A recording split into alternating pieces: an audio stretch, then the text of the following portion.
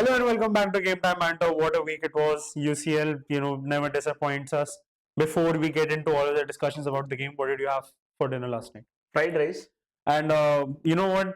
I know he's probably not going to ask me this, but my favorite type of dessert are rice cakes. I think Madrid had rice as well. Madrid had rice. Or as well. rice had Madrid, huh? Rice had Madrid. Maybe. I think we need to talk about the games that we had this week. Crazy quarterfinal games. Absolutely. Crazy fixtures. Who would have thought Arsenal beating 3-0? No one would have thought, right? No one would have thought. The odds were against Arsenal, and then out of nowhere, Declan Rice buries two, top corner free kicks. 104 million signing. You know what? Over 100 million over signing. Not disappointing. Their club. This is probably the first time Real Madrid has seen this, considering a lot of their players are 100 million plus. Okay. Mbappe was nowhere in that game. Vinicius Junior was nowhere in that game. I think, what did you make of the free kicks to be more, on point? Because that was something that changed the game. Because the first half started in the way, like I was watching the game, right? 0-0, the score line is 0-0. Madrid parked the bus very hard. It was a proper Madrid comeback written all over, right? In the first half, the opposition is dominating. Second half comes in, it was a proper setup for Bellingham to go and score those tap-ins and do this. Correct. But Arteta's Arsenal came back. Knee slide for the what about the free kicks, man? The free kicks. The free kicks. Amazing, beautiful, gorgeous. जितने भी adjectives है ना मेरे English में मैं सब निकाल दूंगा लेकिन वो फ्री किक्स को मैं डिस्क्राइब नहीं कर पाऊंगा. They were very amazing, very well thought out. Declan Rice made the right decision of taking those free kicks. पिछले थोड़े टाइम से मार्टिन ओडेगार्ड ले रहा है, बुकायो साका ले रहा है. The last free kick they scored was in 2021. Their free kick. Correct. Yeah. And kudos to Declan Rice for showing the world why he is a 104 million signing. Not only offensively brilliant but defensively amazing. वो track back करते हैं जब भी necessary होता है, पीछे चले जाते हैं. He stops those very offensive attacks. So the best CDM in the current market. What do you have to say? Because there have been talks like people have been talking. He's scoring bangers. Bend it like Declan, right? Bend it like Declan. He'll come back and he'll defend for you. He'll hold the ball. He'll control the midfield. He'll pass the ball. Yeah. So does this make him currently one of the best midfielders on planet Earth? In form and as of right now, I would definitely agree. But it's almost as if Arsenal, there may be a bias of me being a Tottenham fan. Yes, I am a Tottenham fan. The Arsenal fan, the Gunners were, shouting that, are you Tottenham in disguise, man? Exactly. I absolutely like that chant, even though Madrid wasn't wearing the white kit. But Tottenham is coming in this game as well.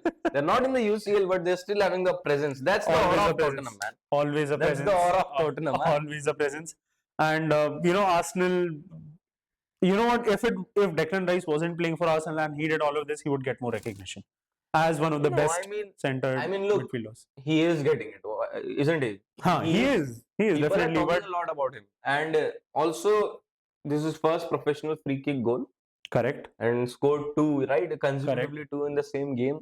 I remember only Messi have done it against Madrid. He has scored two free kicks in a game against Madrid, and then the first guy to score 2 free kicks in a game against Madrid in UCL. In the quarterfinals. That too in the quarterfinals. That too, in a game where you high stakes game. Yeah. Absolutely high stakes game where, not only everyone who was watching that match, but most of the people that weren't watching the match were very sure that Real Madrid jeetega. Then amazing. I think Real Madrid in some way or other, messed up things. Kamavinga looked a bit off.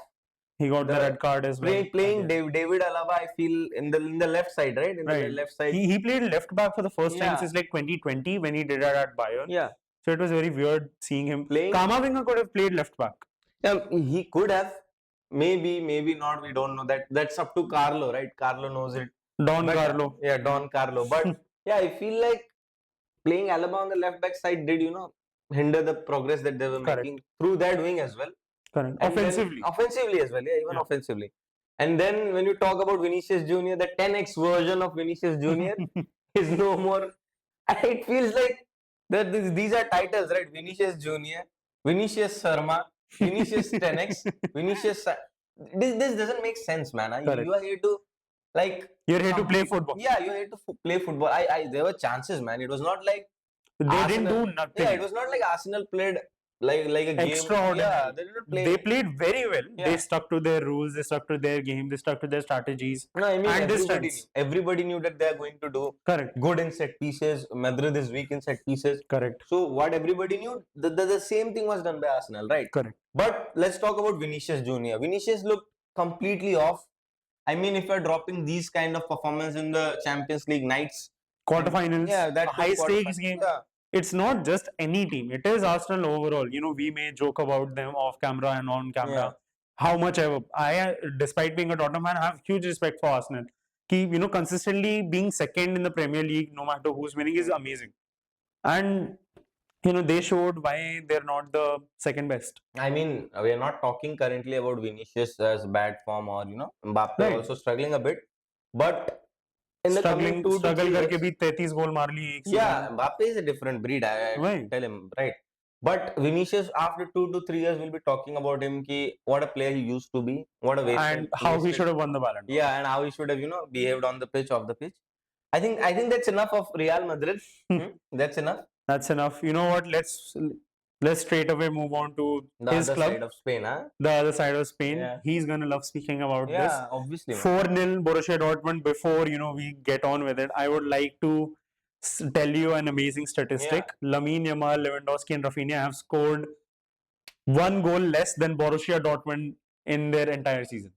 This season. I mean, crazy, right? Crazy, when the absolutely season crazy. started, I did not expect that that Barca under Flick will be doing these kind of miracles. The flicky Because flaka. the flicky flaka, as you say, right? The credit goes to the complete, the players, the management, the manager himself, the medical staff, everybody, man. He's happy there. Yeah. For once, he's showing emotion. I saw him. Lewandowski जब ने header मारा था, even Flick went feels like like this. a dream club for Flick, right? Dream club, and then yeah, also right. when you talk about man management, Flick has done it, man. Correct. Playing Ferran Torres as a square, man, the shark mentality, huh? Right. Ferran! Yeah, absolutely. I mean, the team is doing pretty well. Also, not just offensively, defensively, very strong, very much. Chesney, in my opinion, is one of the good. I've got a title for him. I'll tell you after that. The recording is over because I won't be able to tell you on camera. All right. But I'll let you know. It's a very good title that he deserves. Huh? Right. They're also undefeated after Chesney has started, the 20 games, right? I think so. Yeah, he's not been defeated once. The game so that he has a good played. luck charm. Maybe an invincible treble for Chesney. Huh? Oh, that's a huge shout, but sure, definitely, they are in contention. Yeah. Possibilities. I think at this point of time, Chesney is doing better than what Ter Stegen would have done. I feel like we can continue with Chesney for at least some sort of time. Right? Let's say Ter Stegen does come back. Let's say it's the Champions League. Let's say it's the Champions League final. Barca is the Champions League final. Ter Stegen is back from injury. Would Barcelona do a Real Madrid and set out the goalkeeper that has been in form and has helped them in games? No. Chesney is starting, man. Chesney is starting over. He's Flick's man. He is Flick's man. Yeah. Also, I think we need to talk about Rafinha now. Rafinha, the past 2-3 games, not been very great. Yeah. Last 2-3 games. Yesterday he showed up, gave 2 assists. Correct. And a goal as well. Now he has 19 goals and assists. I mean, I wouldn't call it a goal as much as what Poach, but yeah, it was awarded. That's the hunger, right? That's the hunger. When you need to win Ballon d'Or, you need to convert those. जब Ronaldo करता है तो गालियां पड़ती हैं. नहीं, जब Ronaldo करता है तो you call him goat, huh? Oh, you call him goat. He has the mentality. When Rafinha does it, it's robbery, yeah. When the teammate doesn't have any issue, when the team doesn't have any issue, I think you should not have as well. Huh? I'm not having an issue. I'm just trying to raise controversy to make the view. Also, fun fact that currently Rafinha sits on 19 goal contributions in the Champions League. Just 12 goals in 11 matches. Yeah, just 1 contribution behind Lionel Messi and just 2 behind Cristiano Ronaldo. 5 goals behind Cristiano Ronaldo's record. Yeah, there's so many goals scoring. Yeah. I'm talking about the goal contribution. Right. 2 goals. You give 2 goals contribution, and then I think the Champions League title could be could be Barcelona's. No, could be given to Rafinha. Could be given to Rafinha himself. If you are competing with Messi and Cristiano Ronaldo on a level where no one currently has done. Vinicius Junior's Ballon d'Or season, no, he did not come close. Mbappe's World Cup Mbappe run. has not done it. Eden Hazard has not done it. Haaland has not done Haaland it. has not done it. Neymar hasn't done Rafinha it. coming Maybe so the close. only person who was ever close was Griezmann back in Yeah, 2017. But So I mean, like if you break these kind of records now, then your name you are- has to be yeah. etched in history. and then also you will be the one who will be looked upon as the winner of Ballon d'Or. I feel like he's one of the highest contenders to win Ballon d'Or this season. If it is not given to him, that will be called a robbery, not the winning one. Rodri deserved that one. Yeah. Rodri did deserve that one. You know what? So much things to speak about on camera and off camera as well. Barcelona doing really well. I'd say it's a lot more of all of us still think that Dortmund is a great club. Dortmund is a great club. Dortmund is a great club. Do you I'm remember not they saying knocked out PSG last season? I'm not saying they the aren't. semis. I'm not saying they aren't. Okay. What I am saying is they have lost a few of their good players, not only to injuries but also to transfers. Yeah. Whatever you say, despite Borussia Dortmund conceding 4 goals, I still think Kobel did a very good job in net for Dortmund. He made very amazing saves. And, speaking on the other half, Szczesny, whenever I saw, a tackle being made, Szczesny celebrated as if he made that tackle. So Yeah. for a club, that is very much needed, and Kobel is doing whatever is needed for Dortmund. Lots of respect for Dortmund as well, man. I mean, we need to be careful in the second leg because Barcelona was very lethal. That is the only probably reason they were 4-0. Otherwise, it probably would have ended 2-0 or even 1-0. the second leg we have to be, it is in Signal Park, right? Signal Iduna Park, right? So we need to be careful because The yellow ball, no, also Dortmund won't be playing Champions League next season. right? So this might be the last game they play in 2 years, maybe in Champions League. Maybe.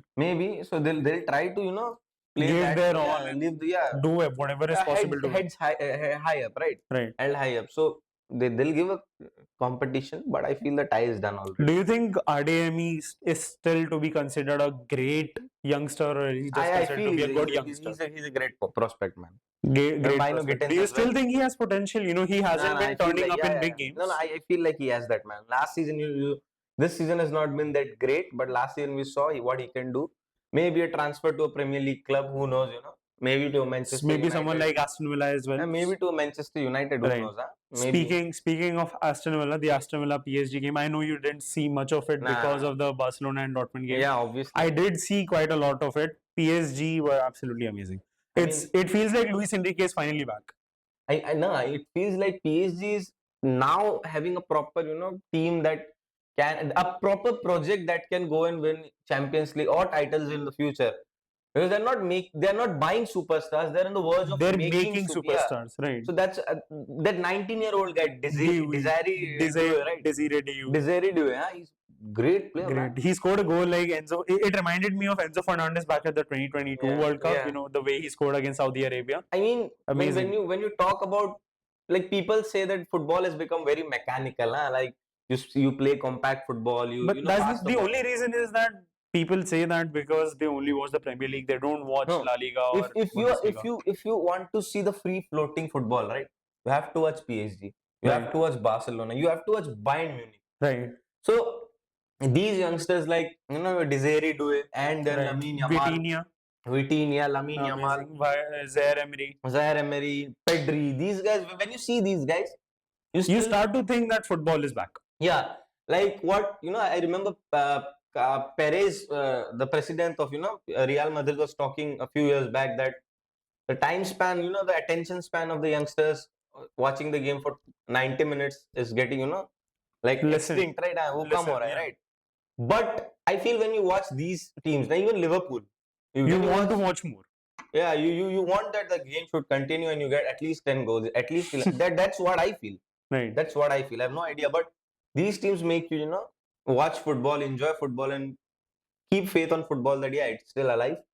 You can still find those youngsters who can do it day in, day out. Because look, at the end of the day, when you have started watching football, even me, even anybody else, right? You look and lock into a player, right? Acha, I like this player, man. Like, people can say I fell in love with a team, but that's not true. You fell in love with a player, and then you fall in love with the team that he plays for. So I feel like these players, these youngsters, I mean, It was Harry Crazy, Kane and yeah. Heung-min Son for me. Yeah, crazy future for these youngsters as well now. So I feel great game for PSG, man. Great game for PSG. Contenders to win the Champions League, huh? alongside Barcelona, not Real Madrid. If PSG do go on to win, I think they will face Barcelona in the semi-final. In the finals. Yeah. If they come to the final. If they do come to the finals. They're on the left-hand side bracket and we're on the right side. All right. Oh, yeah, right. They'll either face Arsenal or they'll face Real Madrid, whoever wins. Barcelona will face either Bayern or Bayern, yeah. So Barcelona has a chance of, going on a revenge tour this entire season. They've defeated Barcelona, Benfica. They have already defeated Bayern Munich. They can go on the revenge tour of Inter Milan when Jose Mourinho did this back in 2010. In Camp Nou, In Camp Nou as well. I feel Inter is a team that Simeone Inzaghi, great manager. He's done very well. Inter played very well the game against Bayern. They outplayed Bayern to an extent. Let's be honest. I put a question out on table for you. Right. Do you think Inter Milan is an underrated club or an overrated club? You know what? It's very difficult to say because in this area, they have proved time and time again that they are one of the best clubs. Okay. In the UCL, while Inter Milan has the opportunity, even they went to the 2023 finals. Last year, they went to the quarterfinals, I believe. And, this season, they are already in the quarterfinals with a maybe lead. Maybe a semis against a weak or a non-informed Bayern team in the UCL. But, Inter, if I were to put my word to it, I would say that they are underrated.